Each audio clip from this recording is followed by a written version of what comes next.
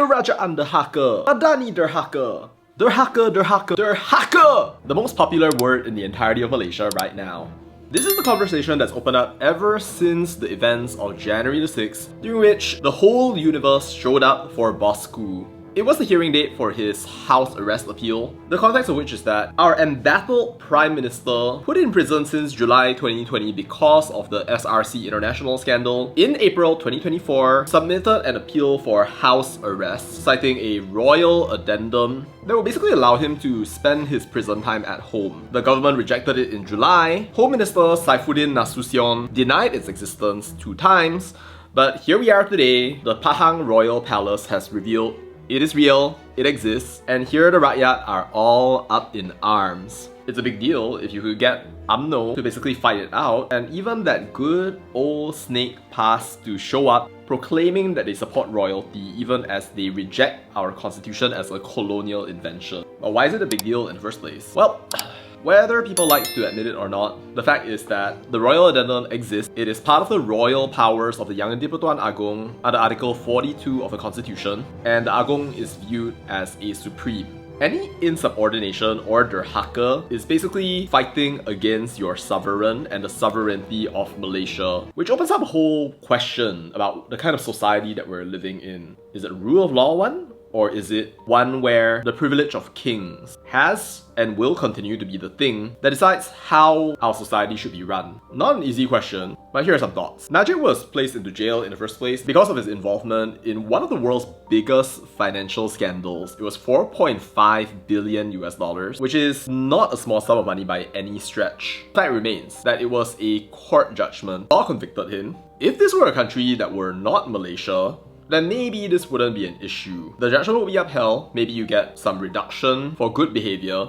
But the fact is that Malaysia is a constitutional monarchy, which means that you can't really ignore the guidance of the Yang di-Pertuan Agong. But at the same time, it's kind of like die if you do and die if you don't situation. Because if you think about it, if the court accepts the Royal Addendum and then basically says, look, we'll change our judgment, what it implies is that royalty should have an influence over judicial judgments. I'm not saying whether that's right or wrong, but that's just what it is. And the fact is that that goes against the concept of rule of law as we understand it, which also, by the way, is the whole reason as to why it is that people choose to invest in us, create partnerships with us, and so on and so forth. On the other hand, if Madani chooses not to enforce the royal order, then that could be seen as compromising the Yang di-Pertuan Agong and his powers. So in Malaysia, that's not really cool. Far from cool, it is considered an act of high treason. It is one of those things that can just casually open up protests, which by the way, PAS is already doing. Try to get as much possible political mileage from this whole situation, while they do everything in their power to bring down Anwar Ibrahim in addition to the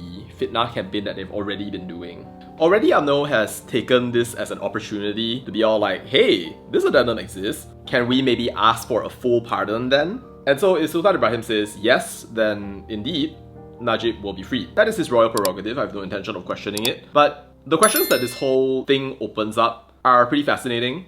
I don't know if there's going to be a constitutional challenge or anything like that, but there have been some opposing voices, like say Hassan Karim for example, who incidentally has been the greatest enemy of PKR in the past couple of months, now come to its aid, who says that actually Anwar doesn't have to resign even though the PAS and Bersatu Gun are saying they are the greatest defenders of royalty. But Pak Karim basically says that Anwar shouldn't resign because this whole incident shows us the separation of powers. It's so amazing. It's great what happened here. But honestly, as a citizen of Malaysia and as a voter, I find it hard to see anything that's good right here.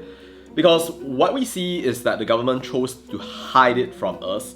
It chose not to have a dialogue with us. It chose not to talk, when it should have actually been clearly communicating.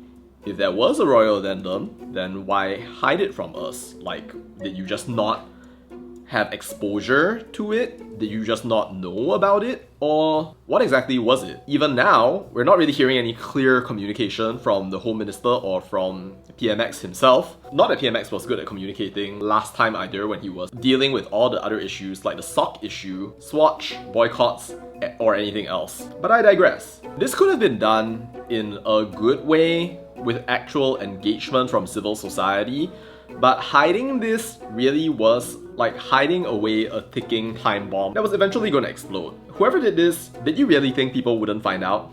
Did you think that it was possible to hide it forever? Or did you do it intentionally because you knew that this was going to happen? I think it's going to be very important for the government to perform an investigation to find out what exactly happened along the way and to be accountable towards the people, at least for the love of God, for the last time before it really finds itself in checkmate. And it's not just because this is the Royal Addendum, by the way.